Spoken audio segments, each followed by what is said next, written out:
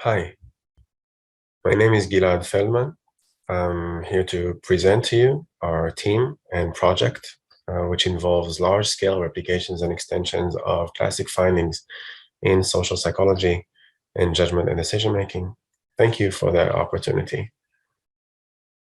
Our team is founded on the principles of open science. Trustworthiness, reproducibility, replicability, inclusion, equity are at the core of the team, where we emphasize collaboration and community. This started about 4 or 5 years ago as I was wrapping up my postdoctorate and realizing that in order to solve some of the challenges ongoing in psychological science and science overall, we need to have a community effort and a large-scale collaboration in order to tackle some of these challenges.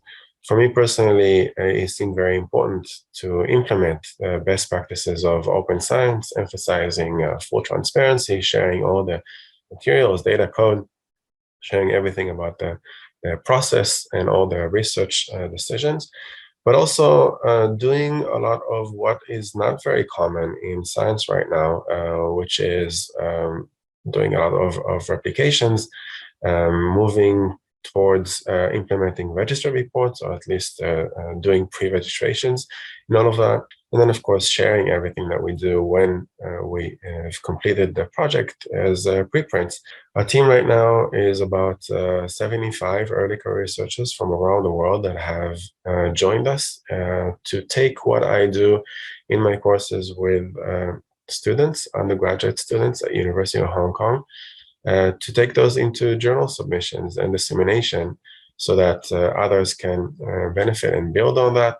What we aim to do is focusing on judgment and decision making. I decided that for me, at least for my limited knowledge of all the domains of social psychology, judgment and decision making seems to be the highest potential of having replicable findings that we can build on. And I also hope to do my own research on this domain. We aim to revisit this list in order to try and systematically map out all of the findings, revisiting some of the classics in the field, so reproducing some of the lost materials from the 1970s, 80s, 90s, rerun those with high power, pre-registered replications, moving towards register reports, try to have a more precise, accurate, estimated effect size for the phenomenon, after so many years and going beyond the student samples and perhaps the specific context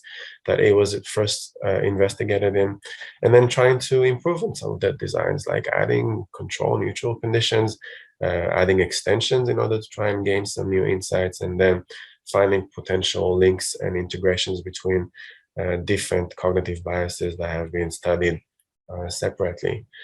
So far, we've completed around 80 pre-registered replications and extensions with data collection, with completed manuscripts, write-ups of the results. And I have about 40 of registered report stage 1, which is basically a written up pre-registration plan that is supposed to be submitted to peer review in a journal.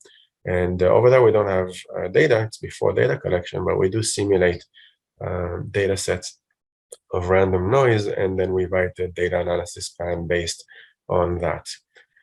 We have a relatively high success rate compared to some of the other findings in social psychology, indicating something between 30 and 50%.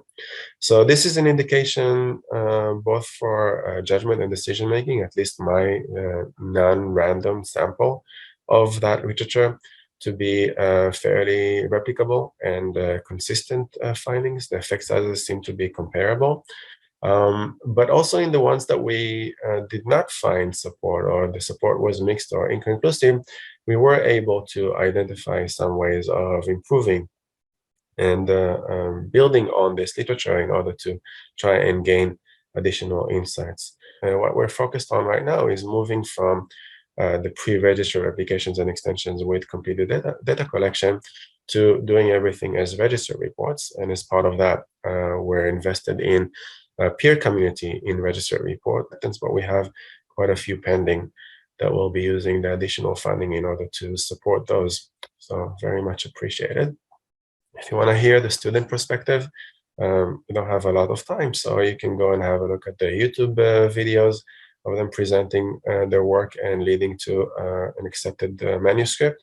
And then Earlical researchers, we have a column on psychology today, so you can go and read about their reflections. So Jiayin, Max, Hero, also a talk on YouTube on what it means to be an Earlical researcher, and join us. If you're interested in joining us, we're very eager to welcome you and have us join the team. Many opportunities for you to be part of this.